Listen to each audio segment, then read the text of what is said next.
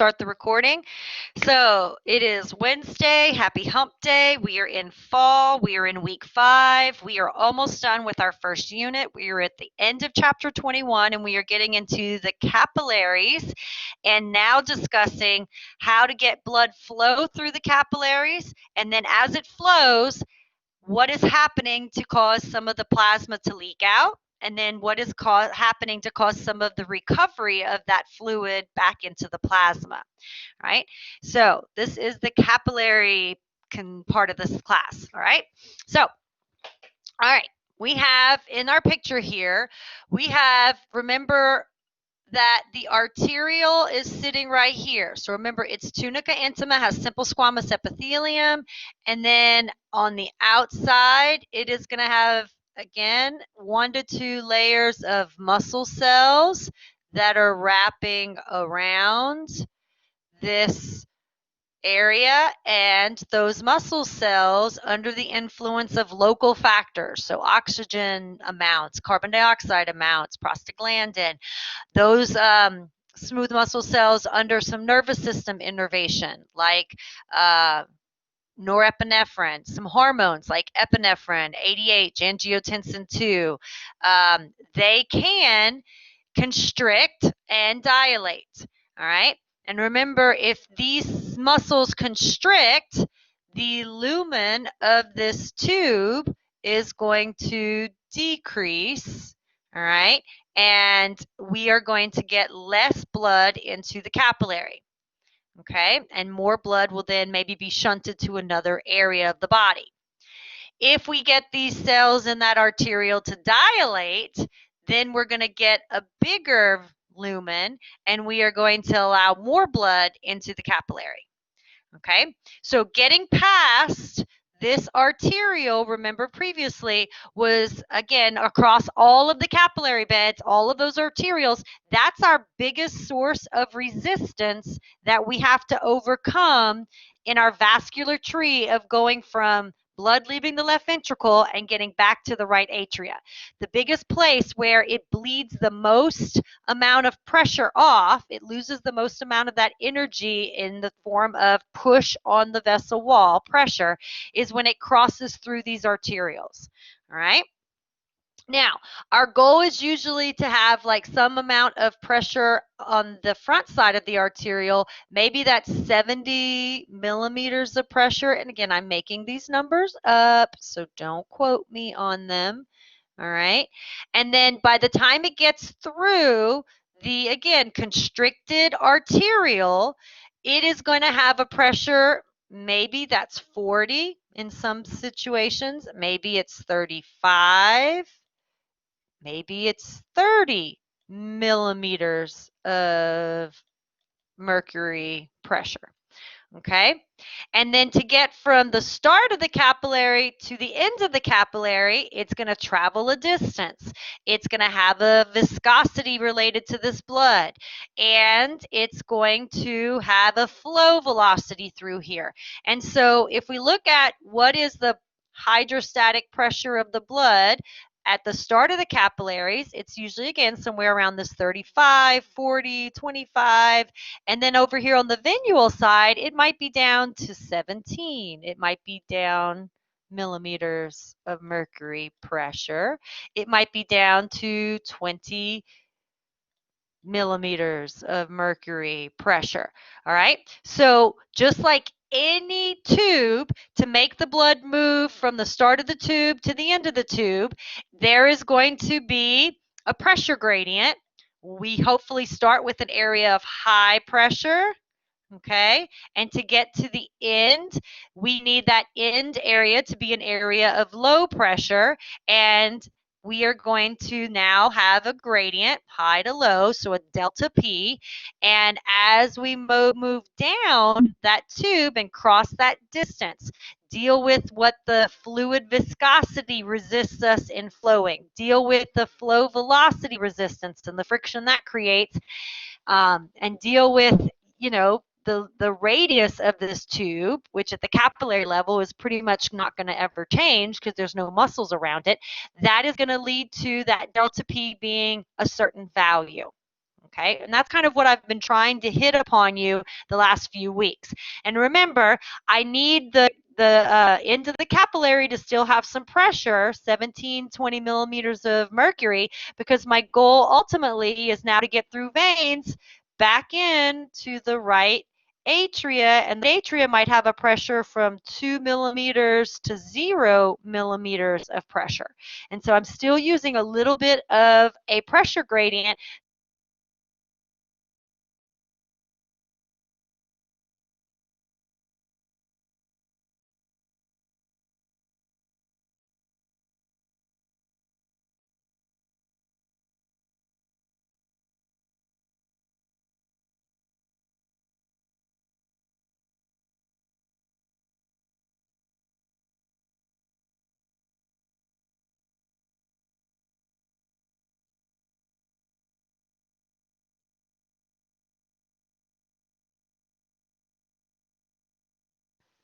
Okay, am I back? Can you hear me now? Okay, what was the last thing we heard? Anybody? Did you hear me talking about the pressure gradient from the start of the capillary to the end of the capillary? And did you hear me talk about that we need to have some amount of pressure that we start with that comes from, again, the left ventricle pushed blood out at a mean of 100 millimeters of pressure. And as it's gone from the elastic arteries, the muscular arteries to the arterioles, it's lost a bit of that force, a bit of that little bit of that pressure. It pushes on the vessel wall, but it loses the most of that pressure as it pushes through the arteriole right in front of the capillary. And so depending upon the constriction of that arteriole, I might let in a lot of blood, which means I might have a higher type of pressure I'm still holding because the arteriole was pretty lax in letting blood through, versus if it was really, really, really constricted, I might have let in just a little bit of blood, and a little bit of blood probably isn't going to push as much on the vessel wall. And so it's probably going to maybe be in that 30, maybe even 27 millimeters of mercury pressure gradient, right? But I need this pressure on this side of the start of the capillary to be high versus what it's going to be at the end of the capillary when it enters the venule, because again, I need blood to flow. So I need blood to physically start at this tube, flow through it, and get out of it. And so I need a pressure gradient. So I need somewhere around a delta P of 1 to 2 to 3 to as many as 10 to 15 to 20 millimeters of pressure. And I want the blood to end in the venule with still a little bit of pressure, maybe at 17, maybe it's at 15, maybe it's at 20, because again, I need that fluid to get back to the right atria where the pressure is down to 0 to 2 millimeters of mercury. Okay, so that's kind of what I was talking about. That ties, again, what we've done previously. It's still applying here. All right, but we're going to go into a little bit more of the implications of why now this pressure that we start with, this number that represents, again, what the blood is pushing on the vessel wall, that push, what it means for how much, because the vessel wall has holes in it, so how much of that fluid is going to then leak out and join this interstitial extracellular fluid out here. And as it comes out, it's going to drag out with it some of the solutes that are inside the water of our plasma. And some of those solutes are things like glucose, things like small amino acids, small hormones, small proteins. And so those solutes are going to be things that the cells over here are going to probably immediately pull in and start using for their protein synthesis, for their ATP making. And as the cells pull those items in, they're going to dump out their urea, their ketone acids, their waste products, their carbon dioxide, their excess hydrogens, all right? And that's going to make the fluid that then gets pulled back in to the capillary, it's going to be pulling in with it some solutes that it has inside of it, but just it doesn't usually have a lot of, and it's going to pull in more of those waste products. Okay? All right. So let's talk about this force of pushing fluid out of the blood vessel. All right. Pushing fluid out of the blood vessel is what we're going to call filtration.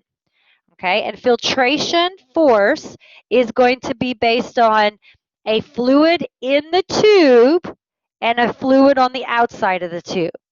And so the fluid in the tube has what's known as a hydrostatic pressure. All right, and I always usually think of like a water hose or a garden hose, that if I put water in the garden hose, the water as it flows through the garden hose is going to push on the plastic that is the hose. And so if the hose has puncture wounds in it, as the water is pushing on the wall of the hose, wherever there is a puncture wound, some of that water is going to squirt out.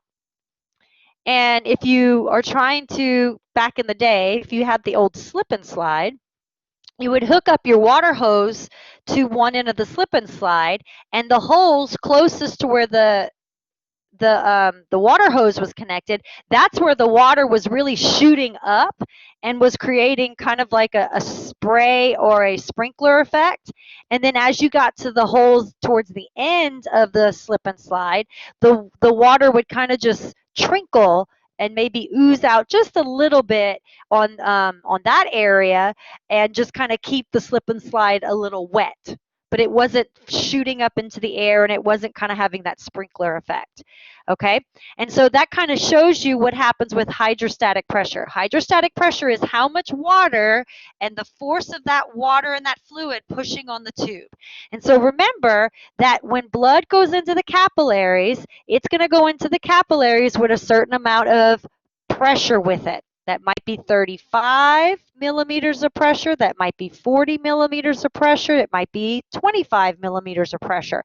What that pressure is dependent upon two big factors. It's dependent upon the arterial right in front of the capillary and how much constriction or dilation it's exerting. And it's also because the arterial could be set and it has a certain amount of constriction, dilation. Maybe it's constricted 30%, all right? But the pressure in the capillary is also going to be back up to the left ventricle.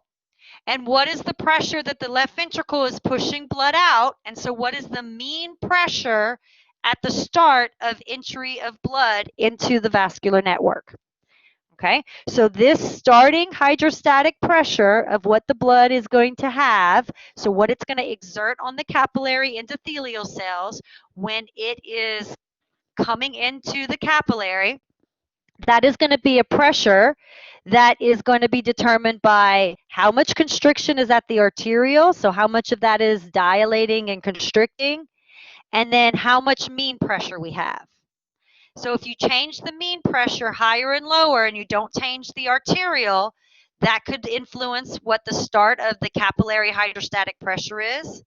And reverse that. If I keep mean pressure at 100, but I make the arterial constrictor dilate, I'm going to affect how much blood gets into that capillary, and therefore I'm going to affect how much then blood is pushing on the wall and what is the pressure at the start of the vessel, the capillary. Okay? All right. So the fluid in the interstitial fluid also has a hydrostatic pressure.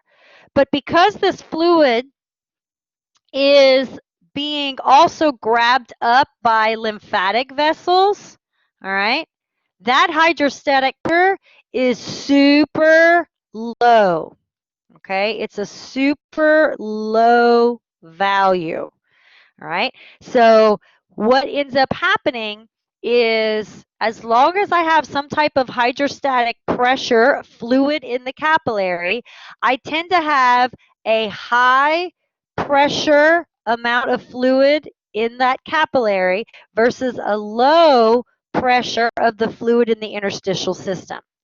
And so as the fluid is in the capillary, per hydrostatic, per the water pressure in here versus the water pressure out here, I am going to see water come out. All right? And the pressure gradient is really, really high. Let's say the pressure of the interstitial fluid is 5, just to give us a value. All right? And let's say we have 35 on average for our capillary hydrostatic pressure. So a normal, in this situation, delta P is that 35 millimeters of pressure is what the fluid pushing on the endothelial cells inside the capillary is, and the fluid on the outside is pushing on the other side of the endothelial cells of the capillary at the pressure of 5. So everywhere we see a hole, 35 is greater than 5 by 30 millimeters, and so fluid leaks out. If I constrict my arteriole in front, then less blood is going to get into that capillary, and my hydrostatic pressure of the blood in the capillary may drop to 20. If that's the case, 20 of millimeters of pressure for the blood pushing on the endothelial cell, and 5 from this fluid out here pushing on the other side of the endothelial cell. Think of the endothelial cell as like a piece of paper between these two fluids. One of them's pushing with 20 millimeters of pressure. One's pushing with 5. Again, I have a less severe gradient, but I still have a gradient, and so some of the fluid will still leak out. Okay, so the way that most of your, again, capillaries work is that the interstitial fluid is going to be 5 millimeters of pressure, 3 millimeters of pressure, 2 millimeters of pressure. It's a very small amount of fluid pushing back on the endothelial cells, versus the capillary can be, again, a pretty decent amount of pressure with the fluid amount in the capillary pushing on those endothelial cells. And every time there's a hole or a pore, I am going to see that some of the plasma of the blood in this capillary, because it's under greater pressure, is going to want to leak out and join the fluid that is now part of the interstitial system. Okay, and as that water moves, some of my small solutes are going to be able to fit through the gaps, fit through the pores, and join that fluid in the interstitial environment.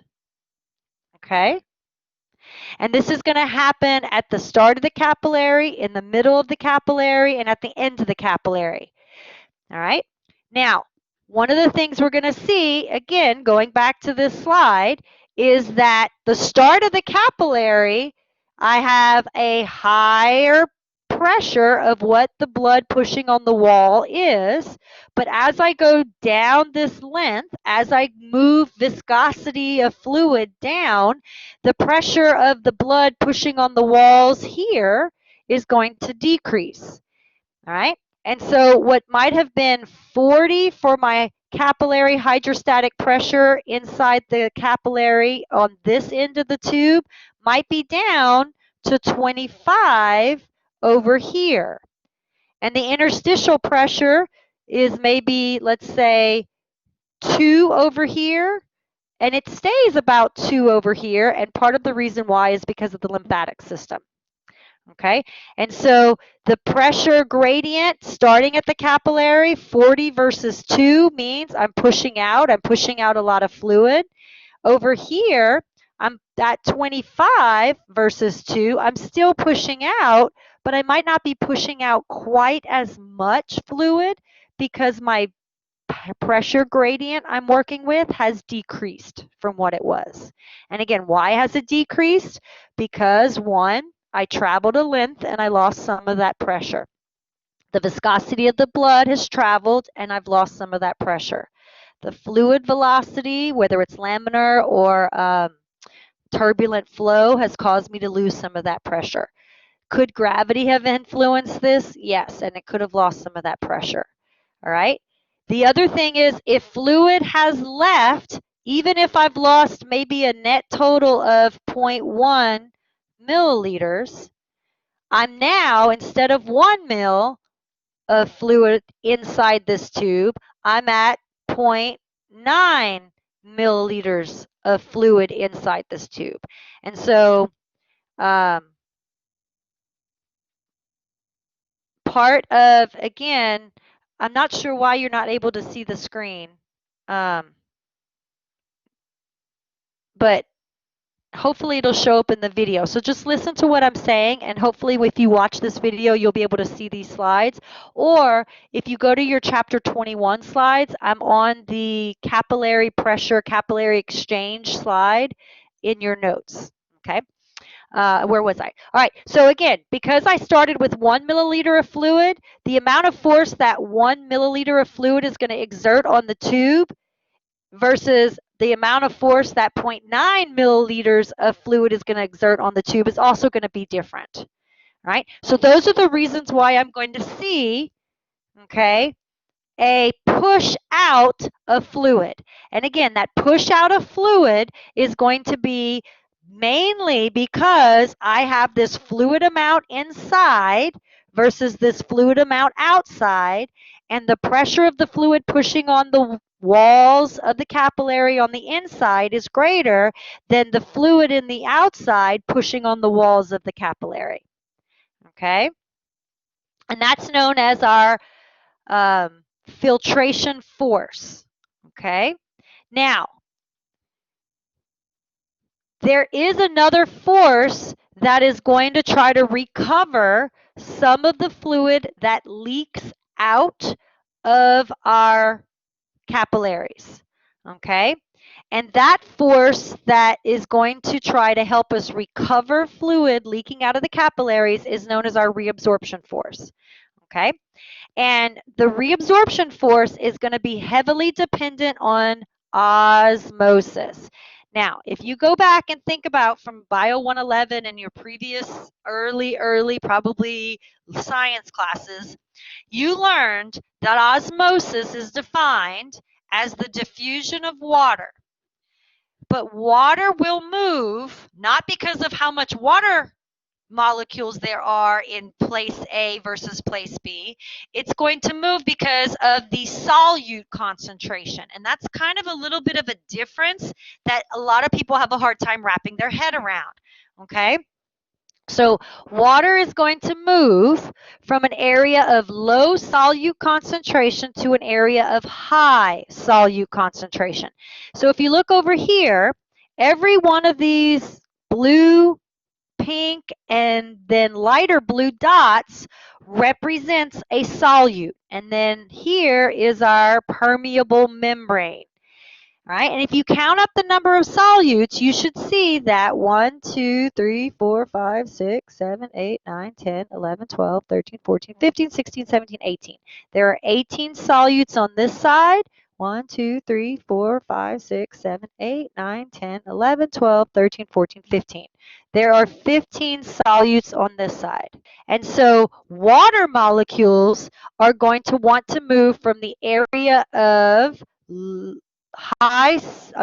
low solute concentration to the area of high solute concentration.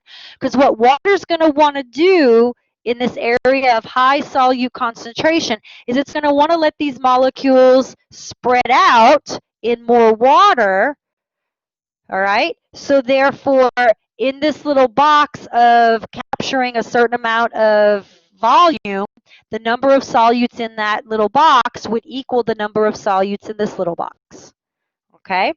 So that is what we're talking about when we talk about oncotic force or osmotic pressure, all right? Now, in our capillary, remember that we have solutes dissolved in our plasma. And as it shows here, just to clean this up a little bit, I have solutes like sodium. I have solutes like potassium. I have solutes like chloride. I have solutes like glucose. I have solutes like some amino acids. I have solutes like bilirubin. I have solutes like urea. Okay? And for the most part, a lot of these solutes, the amount of them on the capillary plasma and the amount of them in the interstitial fluid equal each other, all right? or the amounts of them are being exchanged evenly. If I lose a glucose, I gain a urea. So, you know, most of these solutes are equal, okay? But one of the solutes that is going to never, ever, ever be equal inside the capillary versus inside the interstitial fluid is albumin.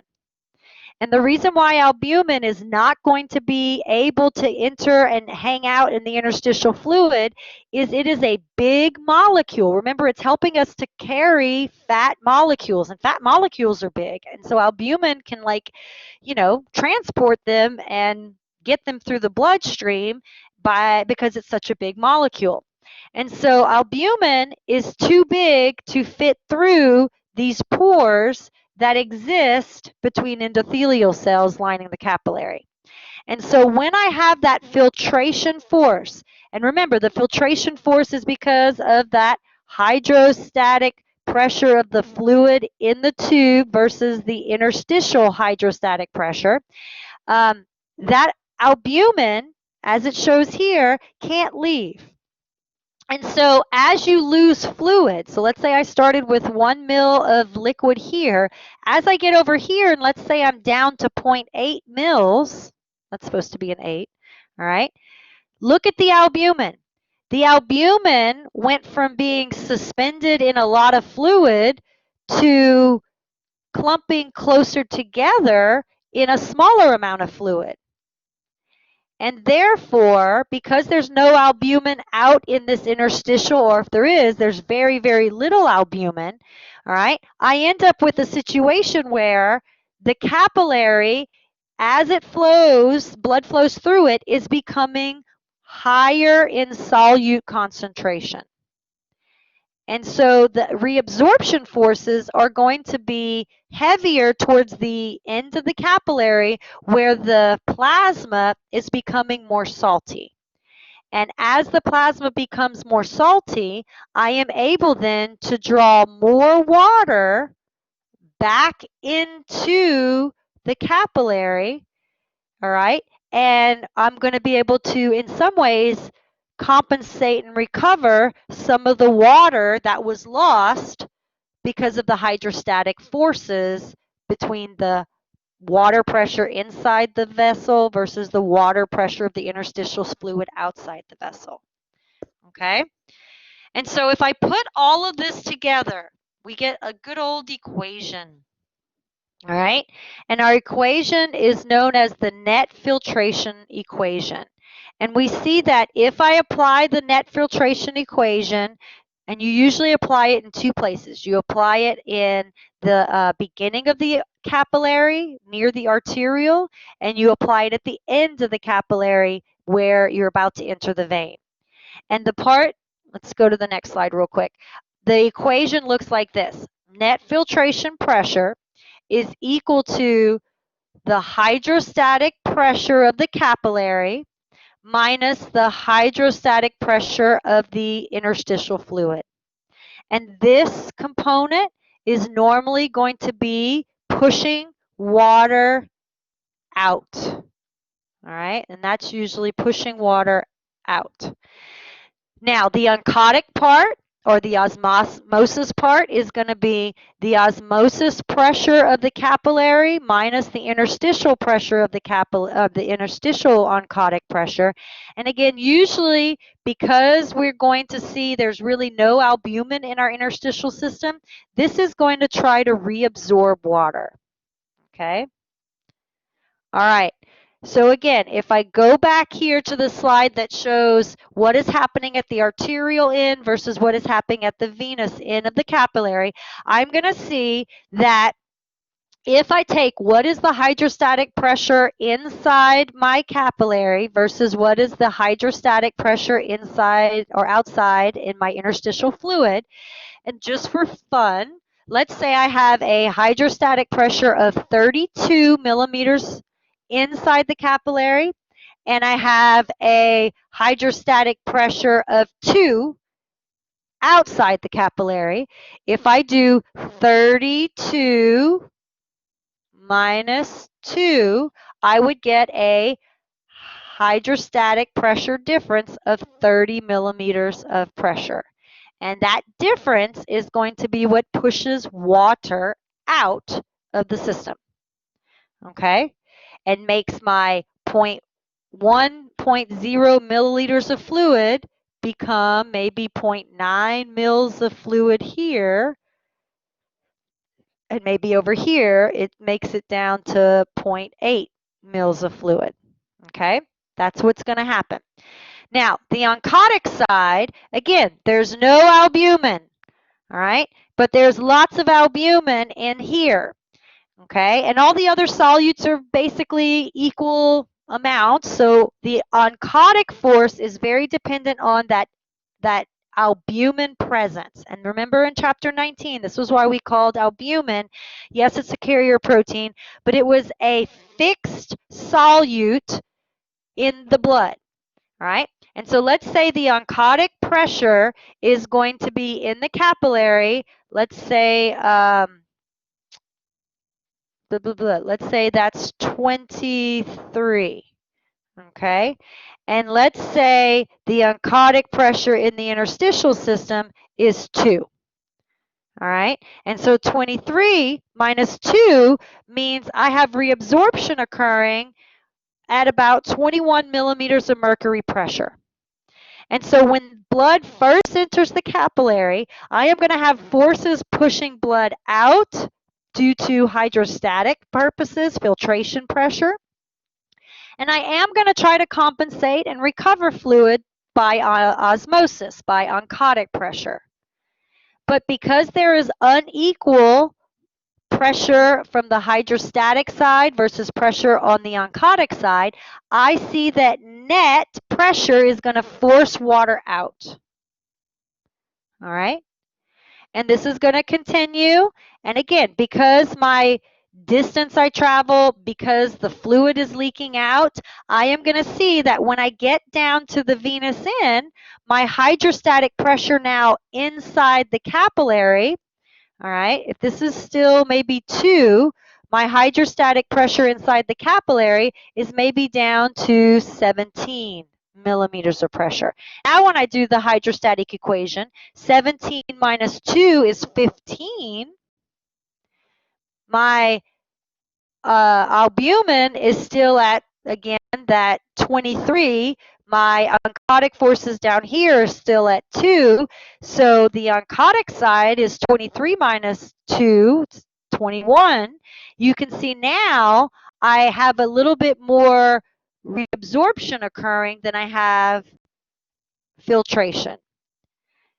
All right, and so what ends up happening is as I generally flow through a capillary bed, all right, I see that I have forces on the arterial side that seem to favor pushing water out, and so its filtration forces dominate. And as I get towards the venous side, I might have some reabsorption forces pulling in some of that fluid I'm losing. In most of our capillaries, the net effect is filtration is usually and always just slightly greater than reabsorption. And in this example, it's telling you filtration on the arterial side pushes out with a net effect of 10 greater than oncotic. And the recovery side, the reabsorption side, oncotic forces are greater than the filtration forces by a factor of 8. But because 10 is greater than 8, the net effect is that when I'm done with blood moving through the capillary, that 2 millimeters of pressure that ended up pushing out more than was reabsorbed means more fluid stays here in my interstitial environment. All right. And this is why we have fluid constantly around all of our cells in our tissues. That's why many of our extracellular matrices around the cells, it's mostly fluid, because that fluid then inside of it is suspended the glucose, is suspended the amino acid, is suspended waste products. And that makes the environment that the cells inside have water. It's easy now to open proteins, open doors, endocytose, exocytose, and water from the outside is taking in and brings in nutrients, and water from the inside is let out, and it takes with it waste products. Okay.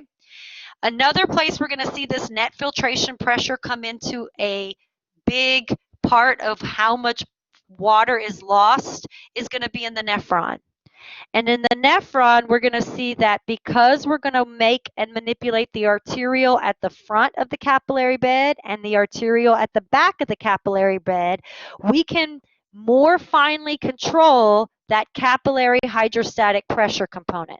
So I can flood the afferent arterial and get a lot of blood in there. And then I can constrict the efferent. So like a bathtub, I turn on the faucet and I plug the drain. So what's going to happen to the blood in the bathtub? It's going to fill up. And so if that's a capillary bed, if I open up the arterial or the faucet and I close the drain, I am going to get a lot of blood in those capillaries, and I am going to make my capillary hydrostatic pressure super, super high, which is going to then produce a bigger pressure gradient that's going to let me maybe push out more fluid than I normally would into a tube that's now going to collect that fluid and then put it through a rigorous system of recovery of the fluid to try to bring back the nutrients and the water and leave a little bit of that fluid full of waste products to then become a droplet of pee that enters your bladder. And remember, every minute you're doing a teardrop of pee into the bladder. And so after 60 minutes, you have 60 teardrops in your bladder. After 2 hours, you have 120 teardrops in your bladder. And so that is how you slowly accumulate the urine from originally the plasma of your blood, and you make that leftover little bit of fluid full of waste products that are now we call urine. All right. So the end of the point is you are going to leak fluid from your capillaries. That fluid is important that we leak it because it keeps the environment around cells wet, and it brings that wet environment around the cells. It keeps it rich in solutes like glucose, solutes like amino acids, solutes with hormones and cytokines, so that signaling molecules can interact with cells. All right. We do recover some of that fluid back into the blood supply, and that's how we can get some of our waste products back in the blood supply. The other way to collect that fluid so it doesn't accumulate too much is through the lymphatic vessels, and that's the next chapter in the next unit. All right.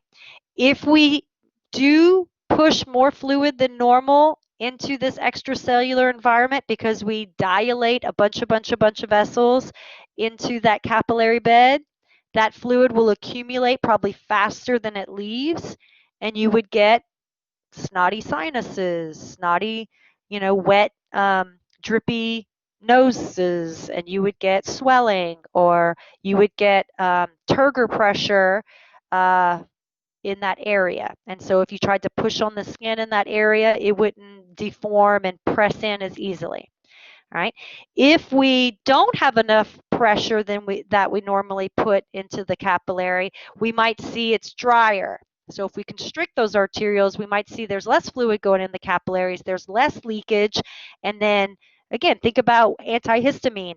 We take it to try to help us dry up the areas of our sinuses and our nasal passageways and our upper airways, and we try to then decrease the blood flow to those capillaries so less fluid is accumulating in that interstitial area. Less fluid is then being used by the cells to be converted into mucus and slime and wetness. Okay, so we every day, many of you right now with your allergies just killing you, are taking something to probably help dry out your nasal passages, dry out your airways. And what you're doing is you're taking something that's constricting a lot of those arterioles, so less blood goes in, less leakage occurs, and then there's less fluid to then make and convert into the slime, the snot, the water-filled sacs that is wreaking havoc on your heads. All right, so that is what I wanted to talk about. We're going to do it now. We're going to do it again at the end of the semester. So this is, again, another thing like blood pressure, like hormone regulation of blood pressure that we are going to revisit. And this is an important concept on your test next week. All right. Do you have to do calculations? If you have to do calculations, it will be something very simple that I will give you all the numbers, and you would then, like here, I would say there is a capillary hydrostatic pressure of 35. There is a interstitial pressure of 0. There is, on the arterial end, an oncotic capillary pressure of 25 or 26. I can't quite tell what that number is. And then there is an interstitial oncotic pressure of 1. What is the net filtration pressure? And so it would be, the numbers are all given to you. You take the hydrostatic ones, you do the difference. You take the oncotic ones, you do the difference. And then normally hydrostatic is greater than oncotic, and you have a net loss indication by your net filtration pressure being a positive number. If the oncotic forces are higher than the hydrostatic forces, you would have, again, a value that by net filtration equation is a negative number. So it's telling you water is actually being pulled back into the capillaries. All right. Normally, I don't make you do public math, and I don't make you do math like this because I know it makes people nervous. So I would probably stick to questions about concepts of, on the arterial end, what tends to be the higher value, the oncotic pressure or the hydrostatic pressure. On the venous end, what tends to be the higher value, the hydrostatic forces or the oncotic forces. Okay. All right, I'm going to stop the recording.